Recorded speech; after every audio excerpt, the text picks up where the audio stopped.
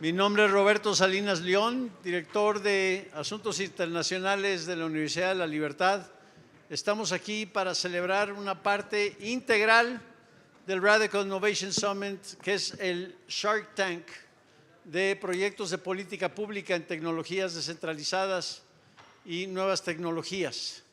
Así que estoy diciendo esto en español, but now I'm going to switch to English. Como que va a ser medio en Spanglish esto, que siempre es característica de la Universidad de la Libertad.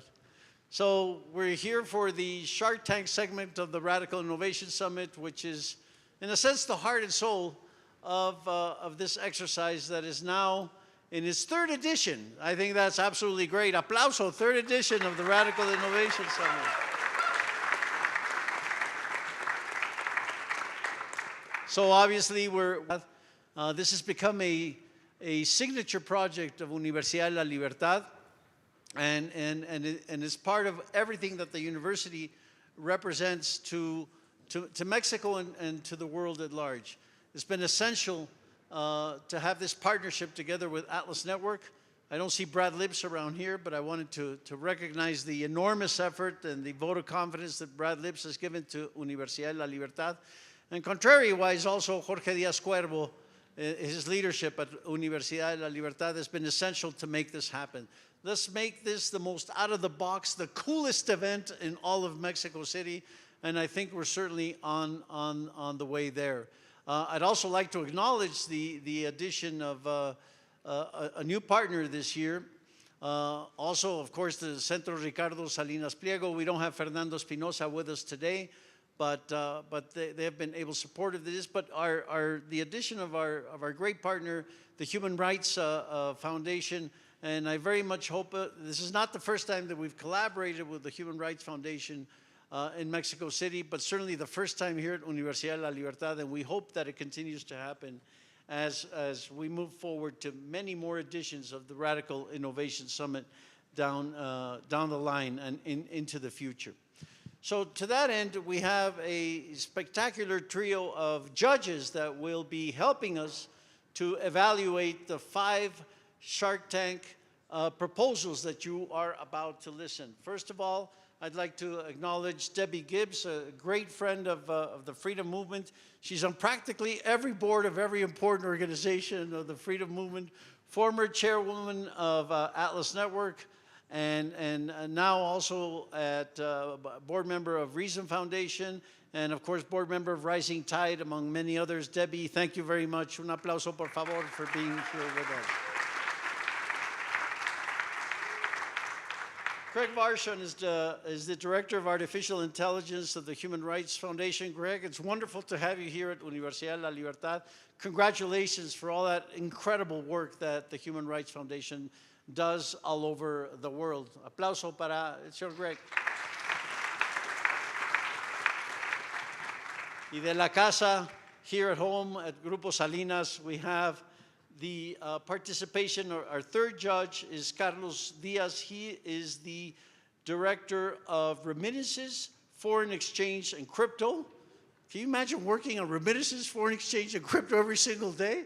That is absolutely awesome. He's a key player at Banco Azteca, who has an institution that has revolutionized the banking industry for lower income, really every income segment, but specifically targeting lower income families and thresholds. So Carlos, thank you so much for being here.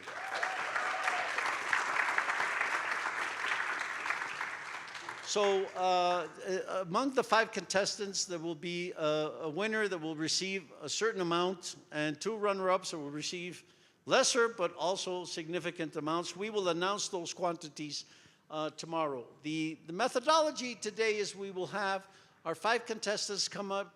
Each one has 5 minutes. We will have a watch here is 5 minutes English time, okay? To the point, and then 5 minutes, whatever the judges determine how they want to ask, the questions that they may want to ask each one of the contestants. After the 5 contestants do their 5-minute presentations and 5-minute Q&A, we will ask the 3 judges to convene in our reading room right here to our right to determine the winner. The winner will be announced, the winners will be announced tomorrow. So to that end, let's first welcome to the stage whew, Piotr Tendrían que haberlo hecho en Paluchanis. mañana. Piotr Paluchanis. Thank you, Piotr, for being here. He will talk about MiCA directive as minimal crypto adjustment. Floor is yours. Thank you. Perfect pronunciation. Thank you. It is difficult to expect financial supervision to promote the cryptocurrency market or to take actions aimed at increasing citizens' interest in allocating their funds into cryptocurrencies. This is the quote of Jacek Jastrzębowski, president of the Polish Financial Supervisory Authority, who is responsible for the financial market in Poland. So you can feel how the Polish authorities and how Polish power treat cryptocurrency future in our country. Why defending money is very important? Money is the tool that express our free choices. You can buy things by using money. That's obvious. I can go to the bar and buy beer with the money that I earn somewhere. But whoever controls that money controls us. We've got governments which can destroy the value of our money. They can create inflation. They can make some decisions that actually defect our assets that we've got, for example, in the investment funds. But Polish is a very fast developing economy. We've got 1 trillion economy, and we reached that last year. We've got population of 38 million of people, of potential consumers. And we've already got 3 million people who are active investors in the cryptocurrency market. So we have to defend those people, but we have to defend also the people who want to set up a business in the cryptocurrency market. And this is the aim of our project. We've got, of course, some single steps that we want to achieve. In the short term, we want to stop the MiCA regulations. The MiCA regulations is the new bill, which is on the way, which was actually Brussels' idea. We need to stop that because the current model that Polish government and the Polish authority wants to introduce actually finish the regular and official market of cryptocurrency in Poland. We've got the medium goal. The medium goal we want to set up on stopping the MiCA implementation in our market. So we want to create a Warsaw Enterprise Institute as the institute who will be the leading expert, analytical, educational, and communicational center on cryptocurrencies in our country. The outcome is reaching 5 million of individuals in our country, is to create 10 analyses, set up 5 debates, run 4 business partners which join our project, and at least one of them will give financial support. We want to create free expert meetings and stimulate the crypto culture in Poland. But there are also a long-term goal, which is foster innovation by providing people with tools to express their freedom without state control. We want to give people freedom. We want to give them free choice, and we want to give them the money that are not controlled by the state. And the long-term goal is to give those 3 million people on crypto market opportunity to trade without state control. And we want to give dozens of companies registered in Poland to work on that market within next 2 years. This is our idea, and we are making that to achieve something. We want to protect people's freedom and dignity, and we want to support new businesses and transform Polish market and Poland into new London, a new financial center. 1 trillion economy has got opportunity to be a power on financial market, be the power where the cryptocurrency companies want to set up their business, and where the citizens and consumers want to trade using cryptocurrencies. And of course, the final aim of that project is to protect freedom, your freedom, people's freedom, protect the tools that guarantee freedom to anyone. Cryptocurrency is the new and innovative tool that that is in this regard. We need to protect cryptocurrency in order to protect our freedom, and that project is all about to guarantee those goals. Thank you very much, and if you've got any questions, I'm here to answer any questions or doubts that you have. Thank you very much. Thank you, Peter. Judges, please.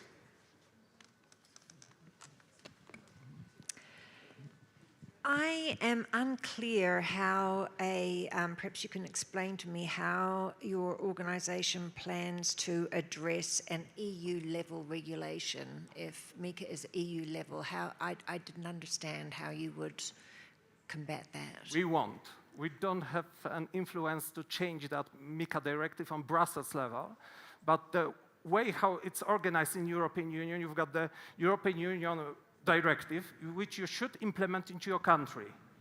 So, for example, Germany or France already introduced that MiCA directive. This is not good directive anyway, but somehow you can make a trade-off with the market and the regulator, and you can set up a business on that regulations in France or in Germany. But in Poland, the way they are going to implement that, it's actually getting rid of that business at all. So it will be theoretically possible to set up a business, but practically you won't do that. You will set up in Malta or in Germany or France and will be running the business on cryptocurrency through the external market on the Polish market. So we want to influence the Polish implementation of that law. And this is going to happen in next 6 months, probably. Getting to your longer-term goals, how did you envision getting to your success? You mentioned, 3 million people having innovative tools and the like. How do you go from here to there? We will see some general data on the numbers of people who trade on cryptocurrency. So when it comes to individuals, we'll see the results. There will be, I'm sure, like from time to time, some university or some research institutes publish those data, so we'll get know the number. When it comes to the companies, I think like the desk research that we can create with help of, for example, Tomek, who is sitting here, we can get the number of the companies that actually are running here, or using the general statistics data. Congratulations, great idea. Thank you. I think stable coins are unstoppable around the world, but stopping MiCA and trying to fight against the government, I think is not a very good idea, because there are some issues in the crypto world, like money laundering. So how would you solve that? And also, what would you call a success for you? If you're the winner, when it's going to be success for your project? Mm-hmm. When it comes to MiCA, we've got, if you want to implement that in Poland, Polish way, the MiCA from Brussels will be effective. So this is what we want to achieve. That MiCA is not good, but okay, fair enough. Let's say that MiCA from Brussels will be the rule that's going to be working in our country. So it's pretty okay. This is success that short-term goal. This is stop the implementation, Polish implementation of MiCA regulations. We are not going to overthrow the Brussels model, but only the Polish way how they are redesigning and gold-plated that regulation in Poland. And the second question was, pardon? How would you measure success? So what's your last goal? That long-term success? We want to keep Warsaw Enterprise Institute on that issue in Poland. So whatever we achieve those debates, analysis, partners, experts, we get rid of MiCA. This is short and medium-term success. But we want to create a watchdog on that market. Warsaw Enterprise Institute is a watchdog on that market and will be preventing the future regulations that may appear, which affect that cryptocurrency. So this is long-term goal. So we want to make something stable and long-running.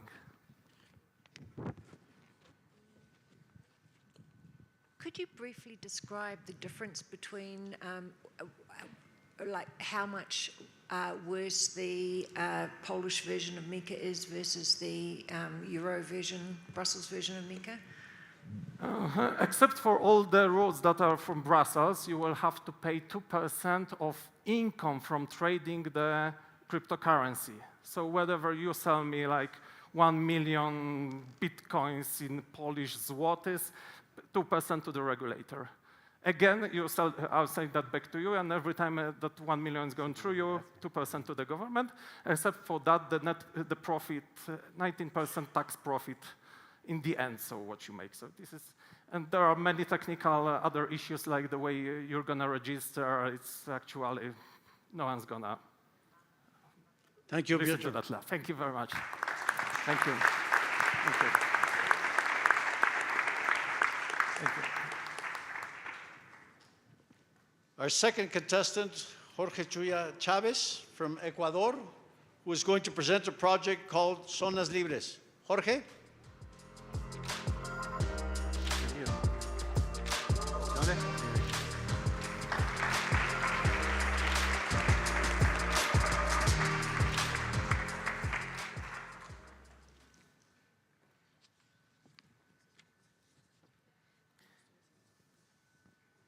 Just 3 people. Just 3 out of 10 have a job in Ecuador. That means that in a classroom full with 30 people, only 9 will have a home with steady income. That statistic has a face, like once, a student of my mother. He's 9 years old, and at night he sells lollipop at a traffic light near his school. That's the reality of my country. And it's not new. We have been facing these problems for years, and traditional methods have not been able to solve it. We need to innovate. Ecuador is a regional leader in entrepreneurship, but only 1.25% of those businesses are linked to the technological sector. One example is Andrea, one of our alumni, who is developing a project to fight child chronic malnutrition using a chatbot powered by AI. She tells us that it's really hard to reach rural areas with these tools because people there lack digital culture. The same lack of opportunities that forces Juan to sell at a traffic light are the ones preventing Andrea from scaling an innovative project. The lack of jobs and digital culture condemns both the young and entrepreneur trying to transform their realities. What did this gentleman say? We need to change this. It's time to put the first stone of a new Ecuador. That's why we created innovation zones, the foundation of our future foundation. Our project seeks implementation of special economic zones focused on attracting investment from tech startups and with a digital culture purpose. Our method doesn't just create jobs. It educates thousands of young people in digital skills, giving them the chance to transform their realities. Our project will drive demand, promote the usefulness of these digital tools, and build an open community where learning arises from practice. Because true innovation happens when others are allowed to innovate. We need to create the environment for innovation. By supporting us, you can have achieved 3 key goals in the next 2 years.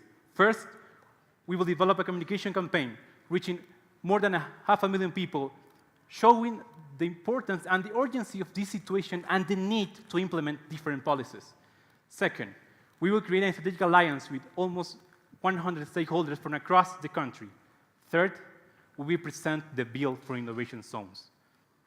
We need to create a solid and attractive legal framework with proposals such as exemption of the income tax for the first 10 years, 0 tariffs on imports, and flexible labor policies. Our project will reduce unemployment, foster digital culture, and ensure that Ecuador doesn't lag behind in the technological revolution. By supporting us, you can rest assured that your investment will translate into results. We have been working for over a year in a project to promote flexible labor policies, and just recently, one of our proposals was announced to go in a referendum in December. That's what we do in Humanamente. We make things happen. Because we want stories like Juan to disappear. Because nobody should live or work on the streets. We want people like Andrea to have the chance to innovate and to scale their projects. We want Ecuadorians to live with dignity. Because we need innovation. But most importantly, we need freedom to innovate. This is the opportunity to join us in building that future and making Ecuador a freer, fairer, and prosperous country. Thank you.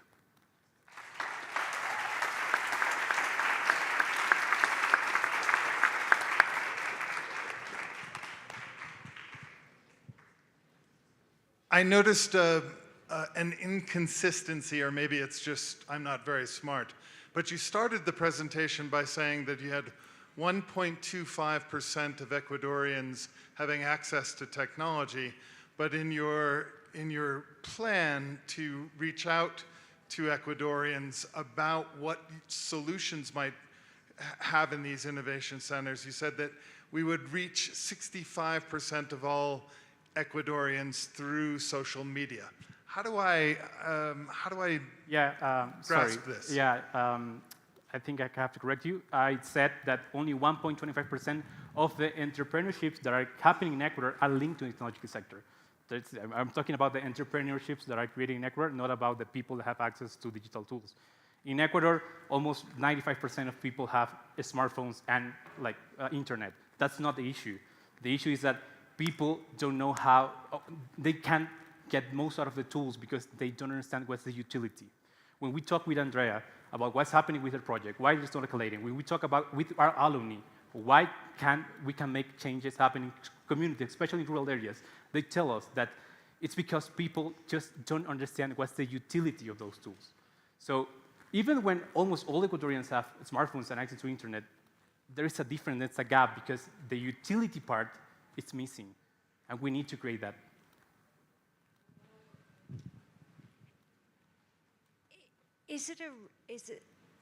When you say freedom to innovate, is there any regulatory impediment to causing this disconnect, or is it a communications gap? You mean our project or in the country? In the country. So there is not Ecuador is a very difficult place to invest. We are 13 out of 16 countries in South America as the most attractive places to invest. We have really rigid labor laws. We suffocate the entrepreneurs and the business. So that's why we have only 3 out of 10 people with deployment in Ecuador, because it's really hard to hire somebody. So there is not something prohibiting that, but the environment that is in Ecuador, it's really suffocating. From the students, from entrepreneurs to business, to the people that just want to work and have a life with dignity. It's just suffocating. So you actually are talking about a free trade zone, because you talk about that on the paper, but you didn't talk about that in your talk. No, so I changed because people from the workshop told me that we're not doing free trade zones, you're doing special economic zones, so I'm sorry, I just missed the kind of meaning in English, but that's why I kind of make that little change. And I asked a class network, and they told me it's okay. I mean, it was kind of a meaning thing. It's not. So you are trying to create a special economic zone. Have you looked at other special economic zones like the ones that they've set up in Costa Rica? Yeah, we have looked at that, but there are no zones in Ecuador. That's the point. There's none of it. But are you modeling yourself on any others in Latin America? We can get inspiration from Uruguay, Costa Rica, but it needs to be. We believe it needs to come from the citizens. It needs to be a proposal from our stakeholders, and it needs to respond to our context, because that's the important thing, to respond to our context and to work with the people, work with the citizens. To be honest, we believe it's going to be easier to work with the government than to work with the public opinion, because in Ecuador, every time you're trying to lower taxes for enterprises or make flexible labor policies, they tell you there is labor, that you are exploited. Just as an example, in the past 5 years, Ecuador has had a referendum 2 times to approve the hourly contract in Ecuador. In a country with only 3 out of 10 we're having for employment, that should be like the yes, of course. People have rejected that twice. So that's. I also got confused because I thought it was a great idea about the free zone, but now that you explain, don't you think you should go first with the companies? Because innovation we all agree that innovation is what we all should do, but in order to grow, you need to team up with companies that will take advantage of that technology. No, we need first to create we need to create an environment that attracts investors.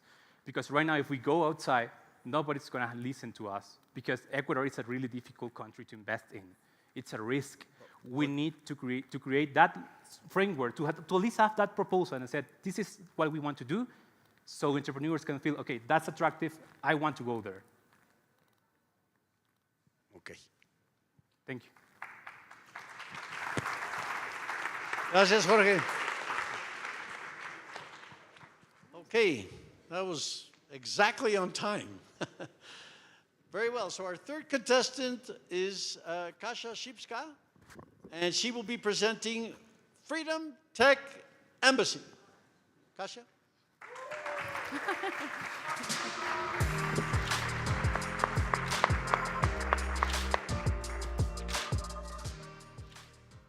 Everybody in this room, you travel to get here, you communicate, you make payments, and that means you're exposed to transnational financial repression.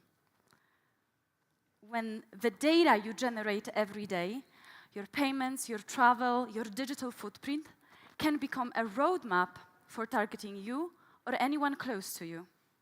How? Because autocratic regimes have learned to exploit global financial and cybersecurity laws. Bad news, there is no remedy, no protection. Regulations meant to protect have become weapons in the hands of authoritarian states, a global majority today, to disrupt financial services and steal sensitive data. So if you're a charity, a donor, a philanthropist supporting freedom causes, you and your family are a potential target to stop your support. If you're a global investor or developer of new technology, you, your family, and your company are a potential target to undermine your business and work. And almost always, this happens without your knowledge. Let me give you one name, Barlik Mendigaziev, a US resident, entrepreneur, philanthropist. He built a charity in the US. Barlik refused to pay bribes in Kazakhstan and also sent little money to support political prisoners there. For that, Kazakhstan has fabricated a criminal case against Barlik and his family and then used those charges to weaponize the global financial system to close their bank accounts and freeze their assets in the United States. Now, we were able to defend Barlik and his family in Charlotte. We held over 80 meetings now in the House, the Senate, the executive branch, federal agencies. We have also testified about it in Congress, explaining how transnational financial repression threatens American privacy and national security. As a result, the Attorney General is now investigating the case to protect Barlik and his family and is obliged to propose remedies against such practices. Now, Barlik is the exception. He had the courage to speak out. Others face frozen assets, disrupted finances, and stolen data with no explanation, no notice, and no legal way to seek recourse. They are afraid to speak about violations of their rights, knowing from their lawyers that there is no law that can protect them. And this is the difference we want to change. And we know it from direct experience. We lived it firsthand. Our project, Freedom Tech Embassy, has already reached 2 milestones. We are working with the Congress right now on a bill, Transnational Financial Accountability Act, and in California, we are going to train law enforcement to identify and stop this malicious practice. Next, we would like to bring it to more states. But we need you and your bright minds. Beyond legal reform, we need tools that can protect people today. Freedom tech like Bitcoin peer-to-peer encrypted communication, while also reshaping how these technologies are talked about and regulated. We also need connections to media, podcasters, networks of think tanks that can help us reach further. The more attention we get, the more cases we can document, and stronger protection for those at risk. And yes, resources. We have raised slightly over $160,000 this year, but to scale and reach a broader audience, we need 600,000 more. Right now, nobody's data is truly protected, and US philanthropists and investors in freedom tech are the most targeted. Regimes can target freedom advocates and undermine their business competitors. But we have an actual chance to change it. Secure it in one major jurisdiction, change the way freedom tech is seen. And this is pivotal, because we truly believe that other countries will follow. And this is the mission of our Freedom Tech Embassy. Thank you.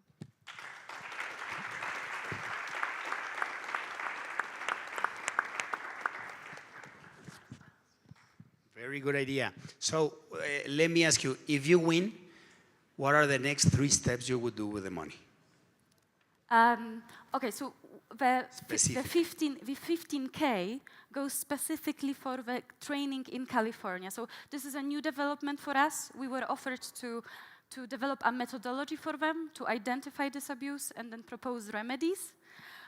So that would cover developing the methodology, but also the logistics, so just being on the ground. But we are treating this as a blueprint. So once it's already there, we want to scale it and propose it to different states.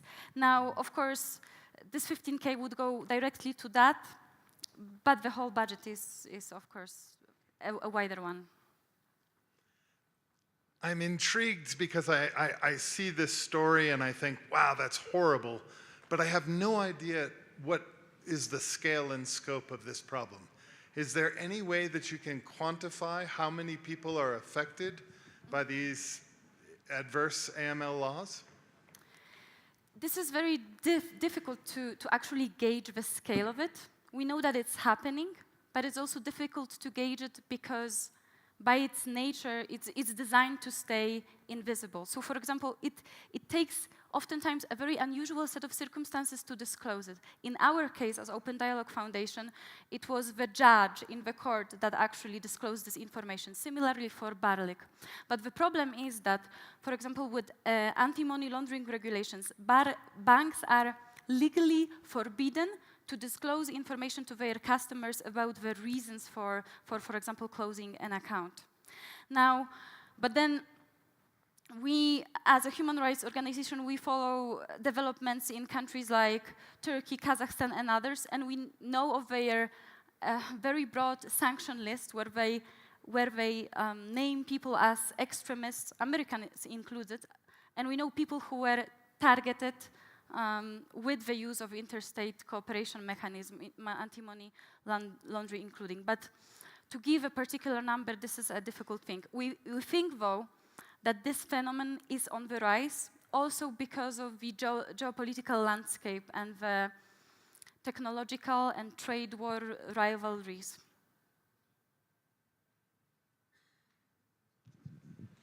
Can you tell us a little bit about Open Dialogue Foundation and Freedom Tech Embassy? How many people are you? What's your budget? Where are you based? What's your capacity? Open Dialogue Foundation is a human rights advocacy group. So our craft is international advocacy. Over the course of the last 16 years, we hone it by engaging with policymakers, by giving actually the voice to the victims. So we bring people who are actually hurt by regulation, tell their stories, and by that expose loopholes and some systemic faults in regulations. We have influenced so far around 60 jurisdictions. We are most active in the European single market right now, especially active in the US, but also work in international organizations such as Council of Europe. Now, when it comes to Freedom Tech Embassy, this is a coalition of around 20 freedom leaders with complementary skills, so human rights lawyers, human rights activists, but also some technological experts. We are not technological or law experts ourselves, so we run this as a coalition. As there isn't any data on what the scale and scope is, can you make some educated guesses and make the banks, make the regulators defend themselves to the opportunity lost?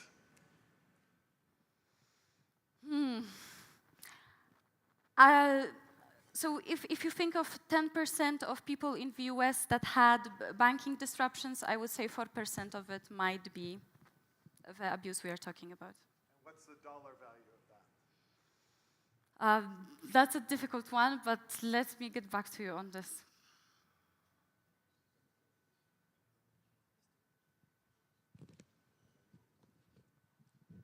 Good, thanks.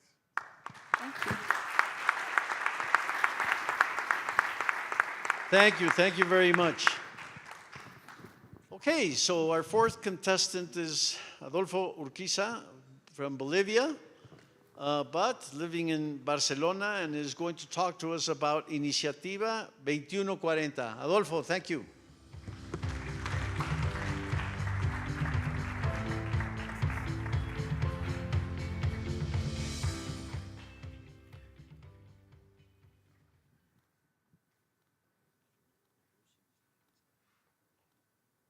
Can you imagine losing half of your lifetime savings, not by investment advice, but just by keeping it on a bank? I know we have some Venezuelan people I've talked to. They lived it, so they don't have to imagine it, unfortunately. But additionally to these bad situations that we're seeing with things like inflation, we also have other kinds of problems in Latin America.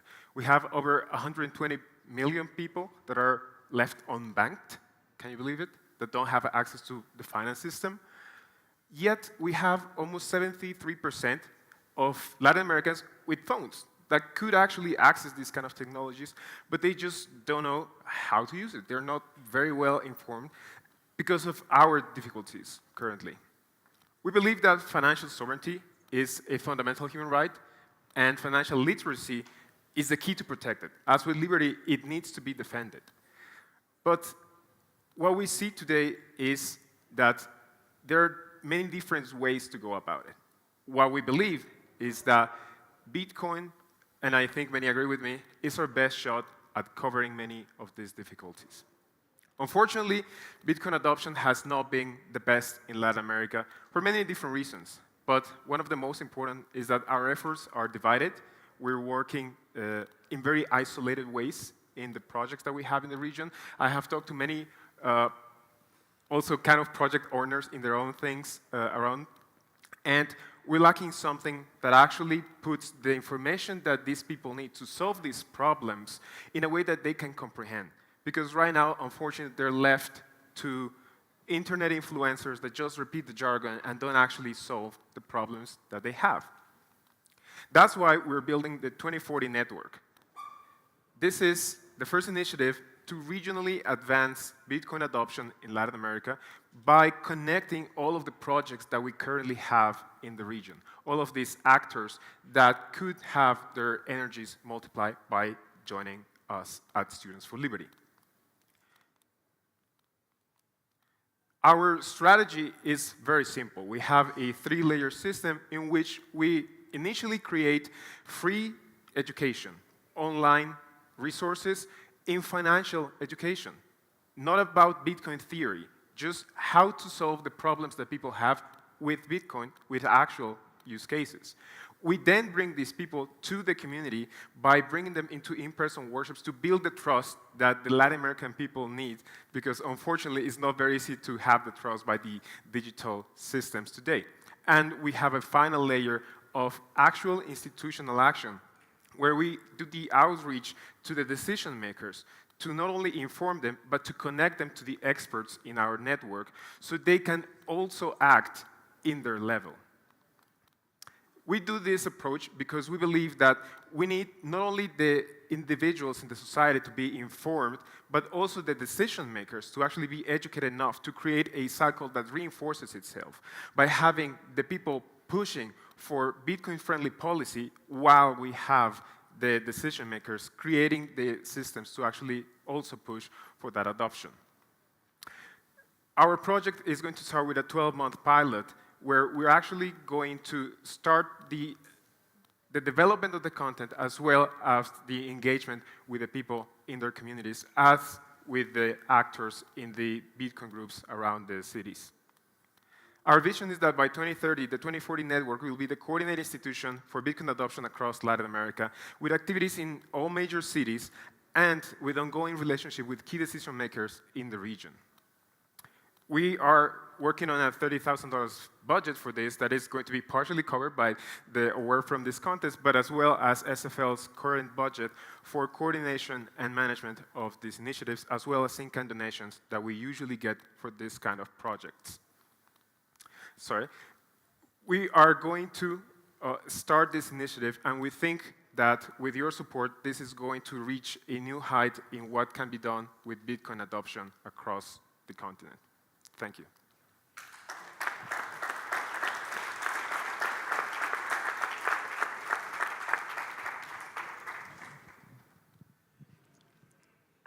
So I have two questions. The first is one around scale. You mentioned, in order to earn the trust, we needed in-person workshops. How do you do that and reach the amount of people that you need to educate? Because to me, that sounds like a choke point. Second question, you mentioned the creation of all of this Bitcoin education. Why not borrow it from one of the other dozen or so organizations that have already created these education programs? Absolutely. With the choke points, that's actually what we do at Students for Liberty. We're going to leverage our global network that basically does grassroots activism for a living every day. What we want is to take that experience and our current network. We already have around 353 students, local coordinators of SFL, in the, well, not all the 15, but in 14 of the countries in Latin America, in the Spanish-speaking countries. So we already have that manpower that is doing the things on the ground, and we want to bring the current Bitcoin groups or key players to multiply what they're doing with our expertise.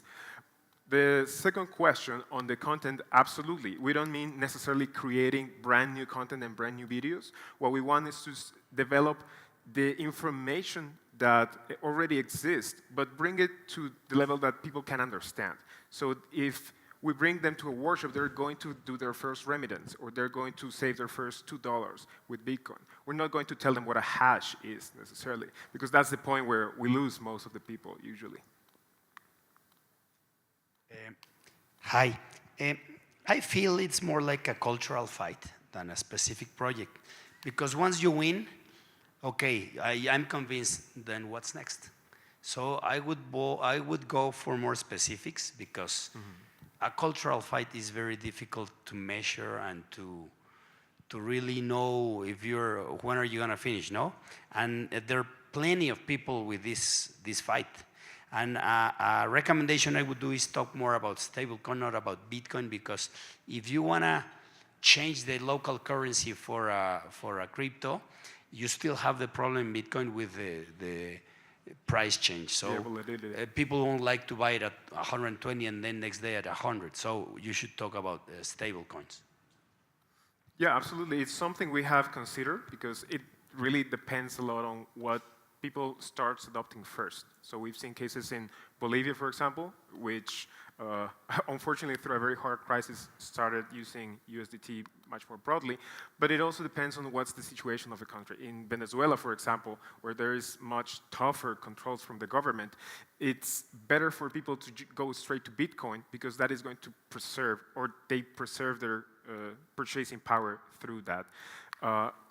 it's true that it's hard to measure some of these elements. Fortunately, there are already key metrics that we're starting to follow. For example, Cornell has just starting releasing the first data on Bitcoin ownership in the different countries. So what we want is to actually move those indicators, to have people going from Venezuela, for example, that right now has about 15 to 20% Bitcoin ownership, at least 10% in the next 4 to 5 years.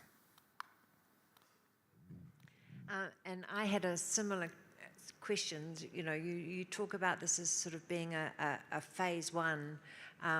What's the big picture? What is your phase two, phase three? What's the end goal? That's a great question, actually, because all of the numbers are for the first year that we have for the project, because we think that's the most actionable.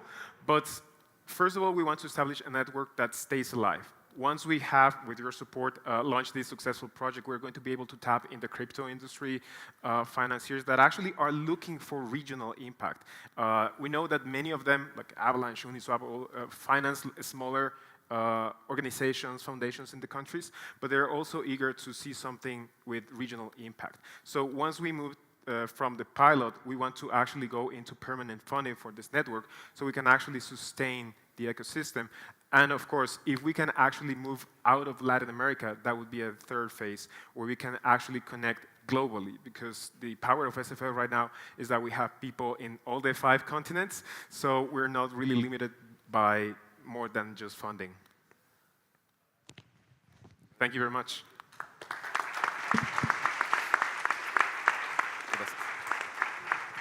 Thank you, Adolfo. Our 5th and final contestant is Luis Cano from Epicenter, who will be talking about EU Freedom Engine. Thank you, Luis.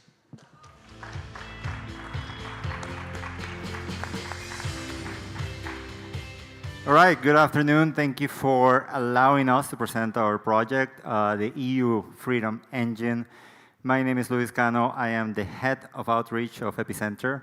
We are a network of think tanks in Europe that promote free market, and that, above all, we make sure that competitiveness, that growth, that prosperity stays in the agenda of European politics, because everywhere freedom is actually moving away from the center of politics.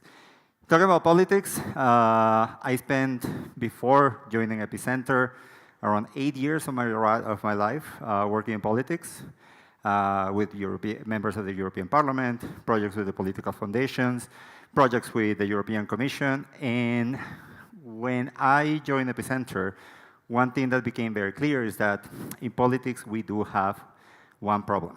The problem is that in politics, good ideas, free market ideas, they often get lost when it comes to actually the pressure of a lot of distractions that come from power games that are played in politics, but also from the fact that we do not have enough time to actually execute the good ideas that we came to the office with. Policymakers, and I think that that's something that we also are focused on one thing, having the good speech, having the good social media post, and then they're very stressed in the power struggles. And then not only them, and take it from someone who was there, also their teams are overwhelmed, like we all are, with a lot of information, a lot of meetings, a lot of things that are happening, and also the pressure that they are elected for the first time, and nobody prepares you for that. Trust me, I've been there. So in the last 2 days, I've been realizing that also this is a problem that many of you face. This is not a problem of Europe. This is not a problem in Epicenter. Many of you also know politicians that maybe come from a party that promotes liberal ideas, but they don't know the free market approaches in agriculture, biodiversity, as we were speaking yesterday. They don't know many times actually what is the approach, and then, therefore, what do they use? They use ChatGPT. They go with the easy tools that can give them answers when they're going to prepare themselves. It's sad to hear, but that's kind of the reality. And bad news for us, ChatGPT is not very free market friendly. They're not going to give you the answers from our side of the narrative. And then therefore, what we realize, our ideas are in danger, not only in autocratic countries, but also in Europe. So our solution is the Freedom Engine. The Freedom Engine is an AI tool that we will provide for newly elected politicians, especially from the center or center-right, more aligned with our political ideology, classical liberalism, and for their teams. So it's a biased tool that can provide free market solutions and free market answers. How does it work? Well, that's something that, thanks to the feedback of yesterday, we realized that we want to do an API that fits to a website of our own for those users that want to actually use a specialized tool that is promoted as a free market tool.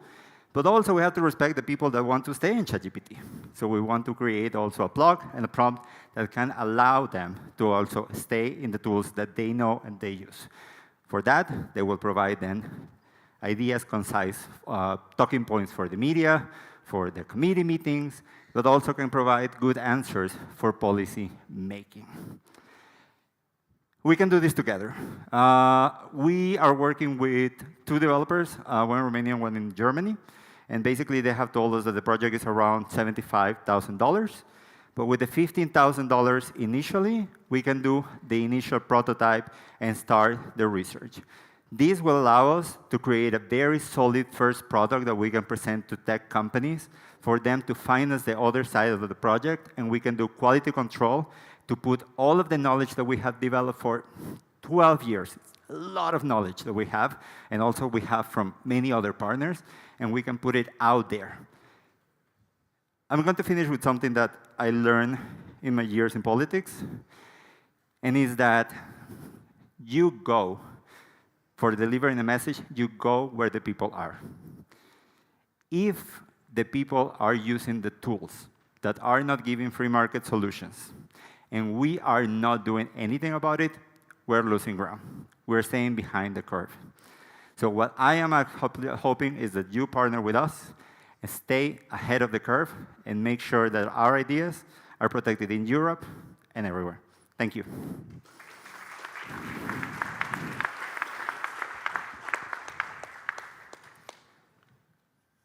Luis, I'm really intrigued by having some sort of wrapper around ChatGPT. I like that idea a lot. Why not just vibe code this? AI-aided coding today is a really simple solution for reducing that $75,000 to perhaps even $15,000 or less.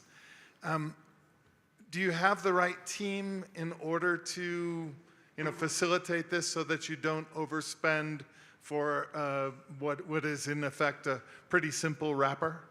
Yeah, I think that one of the things that I learned yesterday was also, I did get a lot of feedback, and I left a little bit blue of the feedback, because a lot of people were telling me, this is too expensive.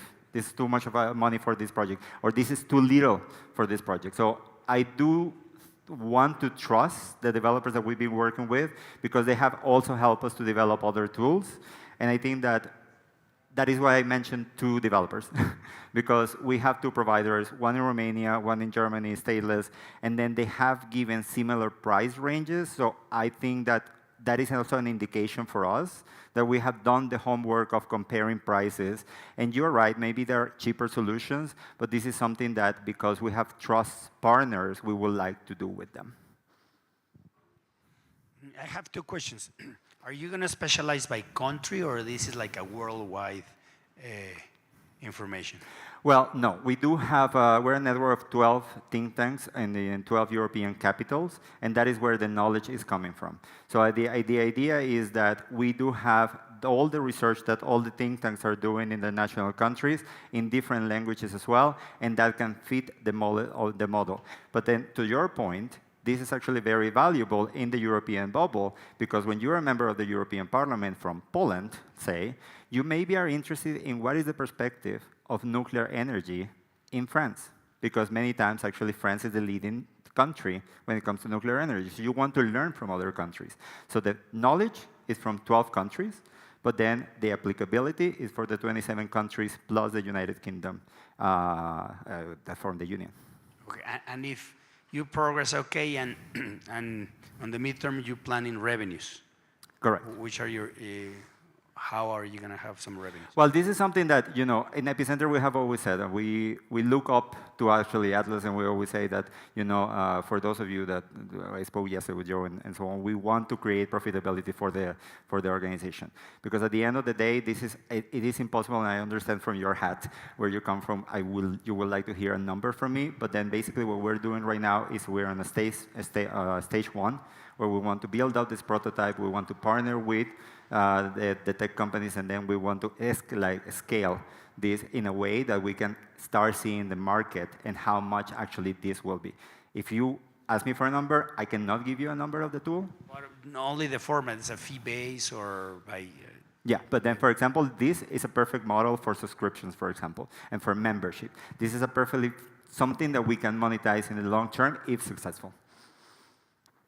I don't know if you have a question, David. I'm sorry, I look at you. No, just to me, what's the difference between just asking ChatGPT to give you a market-friendly solution to X problem versus asking your specialized AI to solve this problem without specifying that it be market-friendly? Well, I'm very sorry that actually it cannot be again on the screen, because thanks to Terry yesterday, the question of trust came up. If any of you use ChatGPT, so many times the sources are so not relevant or actually inaccurate. And then basically what we want to do is to create a tool that we know and people can quote, where you can get a quote and then let's agree on something. There is not one free market approach to something. There are approaches. So basically what we want to say is, well, if you have questions of, what is the free market approach on agriculture? You get 3 answers from 3 different countries, as you say. And then basically you see it in a trustworthy way, but in a critical way as well. Kierkegaard taught us that we all have our own truths, every one of us. We do. Inevitably, in your 12 think tank organizations, you'll have different firms with different truths. How do you accomplish what you need to in that environment? Well, that's something that we have been accomplishing also in the last, 12 years of operations. I joined the organization 1 year ago, but I can tell you that what we keep saying is, as free marketeers, we present all perspectives. And then we let policymakers to decide what is most suitable, but at least we put the menu on the table. Thank you very much. Thank you. Thank you, Luis. Okay, well that marks the end of these Shark Tank presentations. We will now ask our 3 judges, Carlos, Debbie, and Craig, to please, if you could be able to deliver your final decision. The white smoke will come out at some time, and we'll know who the actual winners are. You can deliberate as long as you want. Please give them a round of applause, all 3 of our judges.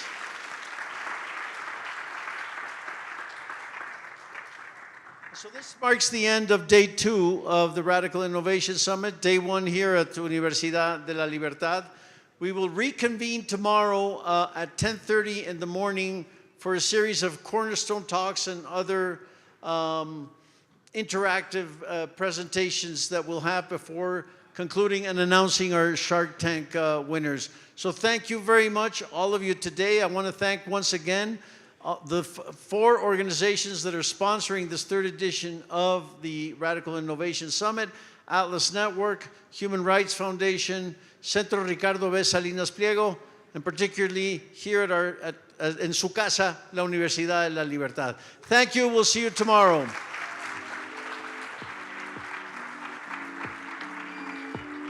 For those of you departing to Hotel JW Marriott, you please have to go to the lobby. You simply take the elevators up to the lobby where the buses will be waiting for you at 6:15.